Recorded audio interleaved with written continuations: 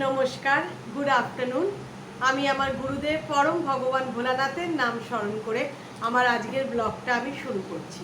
তোমরা প্রত্যেকে নিশ্চয়ই খুব ভালো আছো এবং আমিও বেশ ভালো আছি।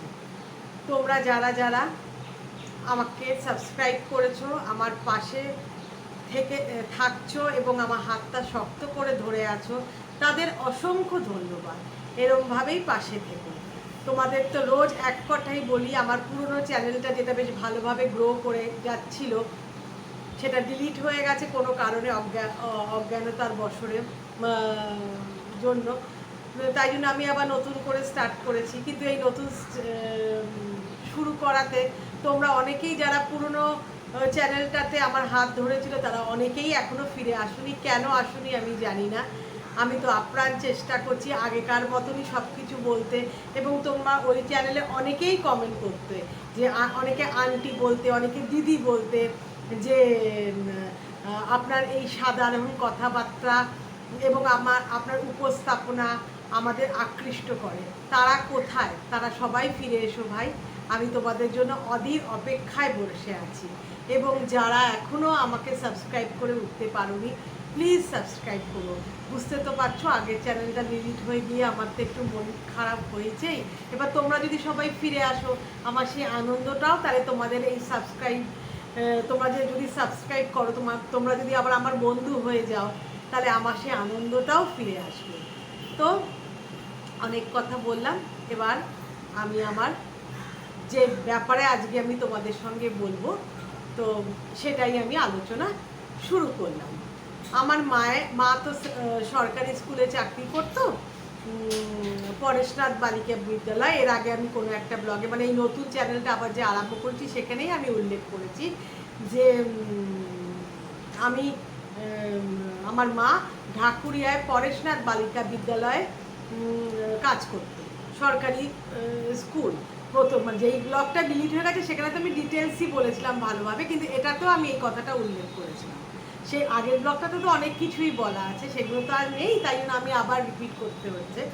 তা কাজ করতে, তো সেখানে মায়ের এক বান্ধবী, সবাই মেয়ে টিচার ছিল, 8জন মতন টিচার ছিল। তো তার মধ্যে একজনের কথা বলছি, কণা মাসি। এবার তাকে বন্ধু বলাটা ভুল হবে, মানে মায়ের বন্ধু বলাটা ভুল হবে, বলা উচিত কালিক।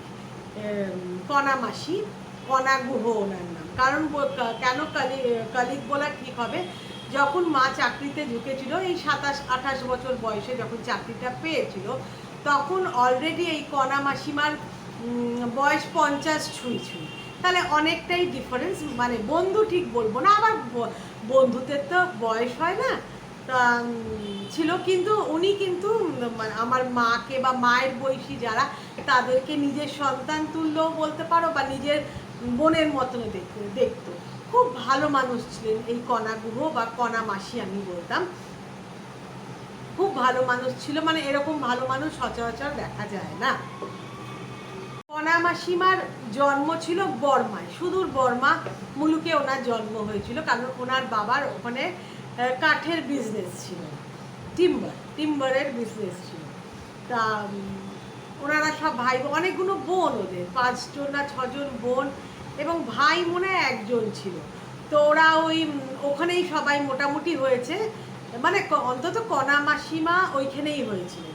তো ওইখানে কোনো কিছু গণ্ডগোল হওয়ার ফলে বা কিছু হওয়ার ফলে, সেটা আমি বলতে পারবো না, ওরা এইখানে চলে এসে যাদবপুর এলাকায় অনেক, মানে একর জমি কিনেছিল। ও মানে কণা মাসিমার বাবা ওরা প্রচুর একর জমি কিনেছিল, এবং সেই জমিতে নিজে তো বসবাসের জায়গা করেই ছিল, এবং প্রত্যেকটি মেয়েকে, এবং অবশ্যই ছেলে তার বাড়িটাই পাবে, একটি ছেলে ছিল, হ্যাঁ এখন মনে পড়েছে, একটি মাত্র ছেলে ছিল। এবং কণা মাসিমারা যে 5 বোন না 6 বোন ছিল বললাম না, তাদের প্রত্যেককেই 2 থেকে 3 কাঠা মতন জমি প্রত্যেক মেয়েকে উনি দিয়ে দিয়েছিলেন, এবার তোমরা ওখানে বসবাস করে থাকো। তো সেই মতন ওরা করেছিল। তো যখন আমি মানে যখনকার কথা আমি বলছি, তখন কিন্তু আজকের যাদবপুরের সঙ্গে তুলনা করো না। তখন যাদবপুর একটা গ্রামাঞ্চলও ছিল, সাপ খোপ শিয়াল এইসব সেখানে দেখা যেত, এবং খুব চুরি ডাকাতিও সেখানে হতো, মানে ডাকাতদের আস্তানা ছিল একদম, মানে গ্রামাঞ্চলের মতনই ছিল। এটা অনেক বছর আগেকার কথা।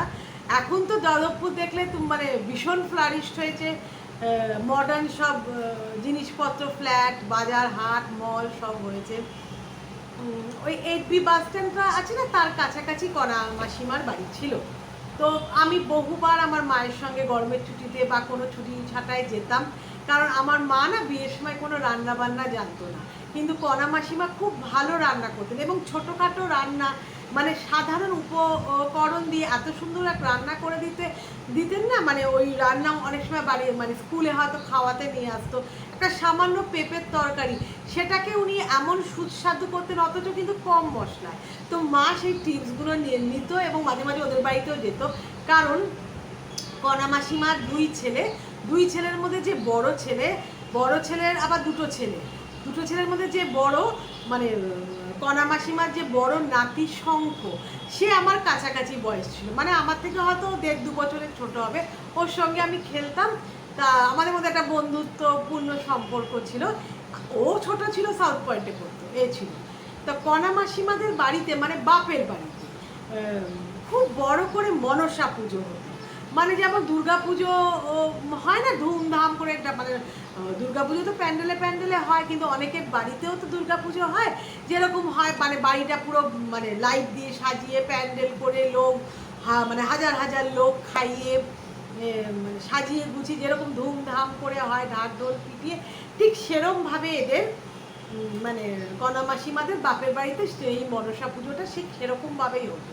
এবং এটা নানাজনের নানা রকমের প্রশ্নও ছিল, বাবা তোমরা এত বড় করে মনসা পুজো করো, মানে স্কুলের যে কলিগরা তারা যেত, ইনভাইটেড থাকতো, পুজো দেখতো, পুজো দিত, এবং খাওয়া দাওয়া এলাহি আয়োজন হতো, মানে বেশ বড় সড়ো করে হতো।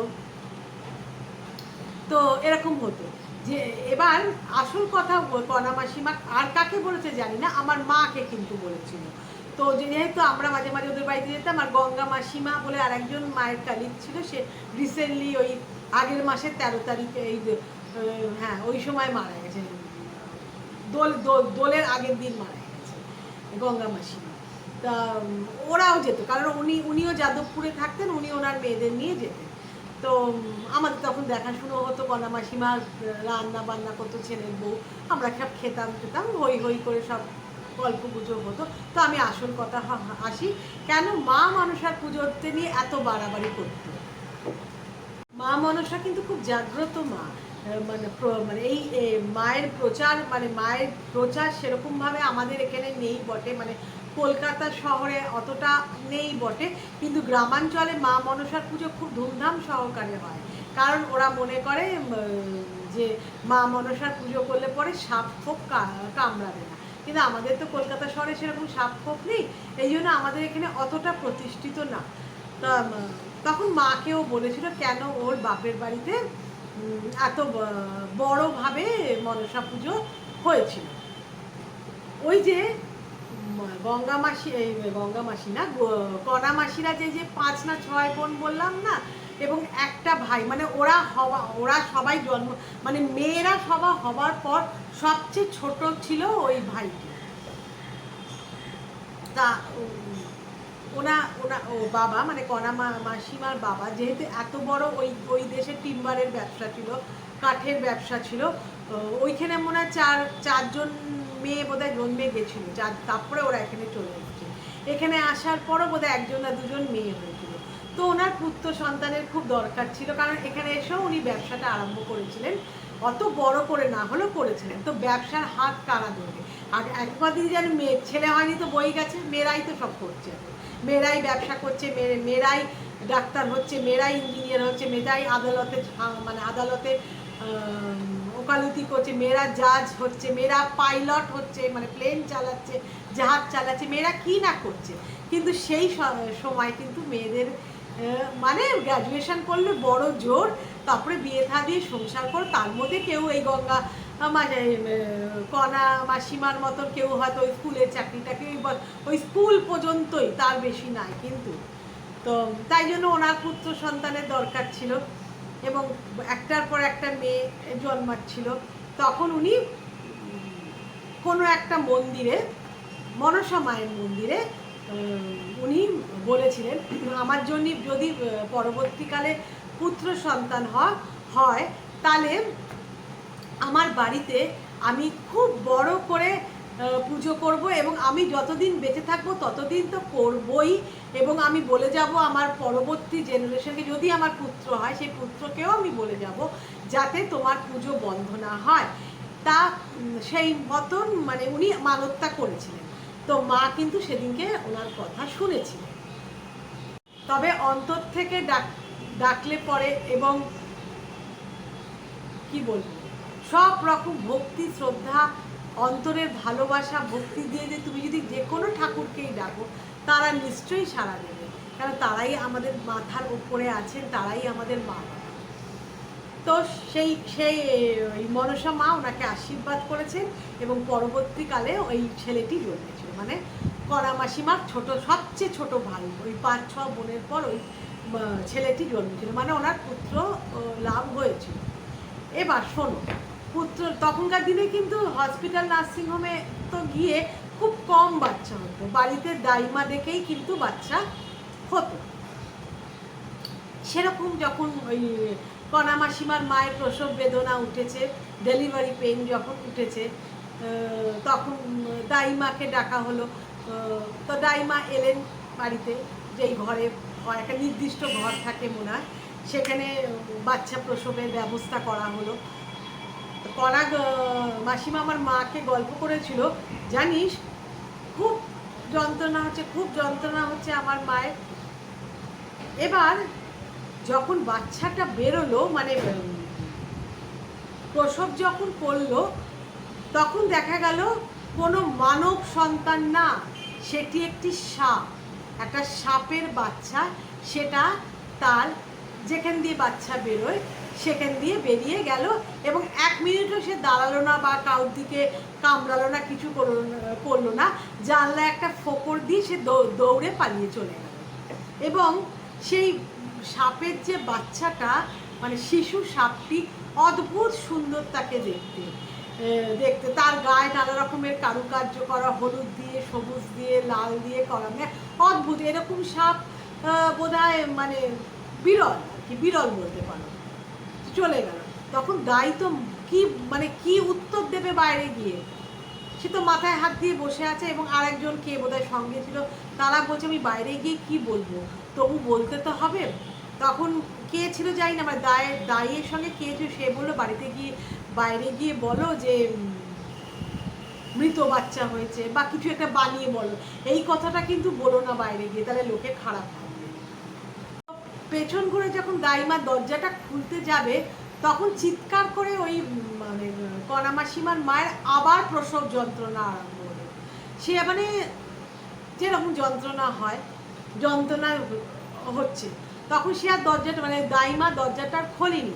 তখন এসে দেখে পেটে হাত দিয়ে বললো, ও মা, এর পেটে তো এখন বাচ্চা আছে দেখতে পাচ্ছি। তখন ওই প্রসব যন্ত্রণা চলতে চলতে সে আর একটি বাচ্চা জন্ম দিলে এবং এটা মানব সন্তান এবং একটি পুত্র সন্তান জন্ম দিল। তখন ব্যাপারটা মানে কি বলবো, ওই ব্যাপারটা লুকোছাপা থাকলেও বটে, কিন্তু কারণ পাড়া অনেকেই হয়তো সেখানে ছিল, বাইরের লোকদের সেটা বলা হবে না। তবে দাইমা তাকে পরিষ্কার পরিচ্ছন্ন করে কাপড়ে মুড়ে বাইরে গিয়ে দেখালো কণা মাসিমার বাবাকে এবং যারা দাঁড়িয়ে ছিল, এই দেখো তোমাদের ঘরে